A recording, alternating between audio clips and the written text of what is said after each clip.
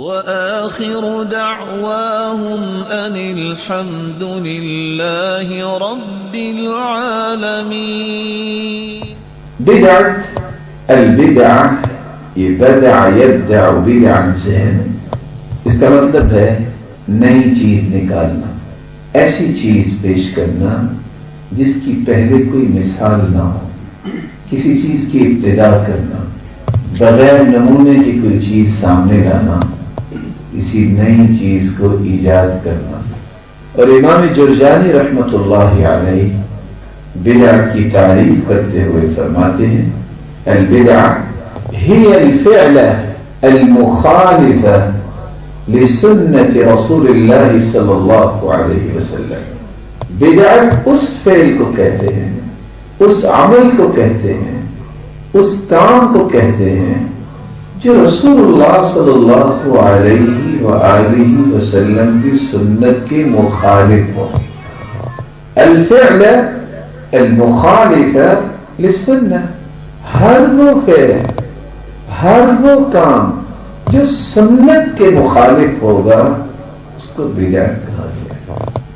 امام ابن تیمیہ رحمۃ اللہ علیہ فرمایا کرتے تھے دین کے اندر بدعت یہ ہے ما لم یشرعہ اللہ ورسولہ، ایسا کام کرنا، ایسا عمل اختیار کرنا، ایسے پہلو اختیار کرنا جس کے بارے میں نہ اللہ ذو جلال نے شریعت بنائی ہے، نازل کی ہے، اور نہ ہی رسول اللہ صلی اللہ علیہ وسلم نے اس کو مشروع قرار دیا ہے، جائز قرار دیا.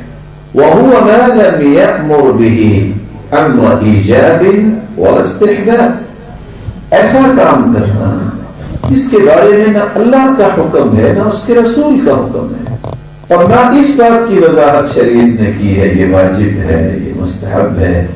شریعت نے اس کا حکم نہیں دیا، شریعت نے اس کی توجہ نہیں دلائی، شریعت نے اس کی رغبت نہیں دلائی، اس کا مطلب ہے وہ شریعت نہیں ہے. یہ کیسے ہو سکتا ہے کہ اللہ تعالیٰ نے ایک ایسا کام جو ان کی زندگی کے لیے ضروری تھا اور اس کے بارے میں قرآن بھی نہیں اتارا، اور اللہ کے رسول صلی اللہ علیہ وسلم کی زبان اطہر سے اس کی وضاحت بھی نہیں کروائی، اور اپنے نبی سے کروایا بھی نہیں، پھر وہ دین بن جائے جو قیامت تک کے لیے دین ہے نا. اس کا مطلب تو یہ نکلا کہ دین پہ ناقص ہو. اور جیسے لوگ کہہ دیتے ہیں کہ تو فلاں عالم اور فلاں اس نے یہ بات پیش کی ہے، اس کا مطلب یہ ہے کہ یہ اللہ کے پیغمبر کو سمجھ نہیں آئی تھی، نعوذ باللہ من ذالک. جس بات کو اللہ ذو جلال نے قرآن میں نہیں اتارا، اور جو بات اللہ کے رسول نے اختیار نہیں کی، نہ اس کے بارے میں کوئی حکم صادر فرمایا ہے، وہ شریعت نہیں بن سکتی. اور بعض علماء نے جیسا کہ امام کفوی ہیں وہ بدعت کی تعریف کرتے ہوئے بیان کرتے ہیں کل عمل عمل على غیر مثال صدق فهو بدعہ، وہ عمل جس کی کوئی مثال پہلے نہ ہو وہ بدعت ہے. اللہ کے رسول کا زمانہ گزرا، خلفائے راشدین کا زمانہ گزرا، یہ دو زمانے بہت امپورٹنٹ زمانے ہیں، کیونکہ آپ صلی اللہ علیہ وسلم نے فرمایا تھا ایک وقت آئے گا اختلاف ہوگا. میرے صحابہ علیکم بسنتی، میری سنت کو لازم پکڑنا، وسنت الخلفاء الراشدین المہدیین، اور خلفاء راشدین کے طریقے کو اختیار کرنا. عضوا علیہا بالنواجذ، اس کو مضبوطی سے تھامنا.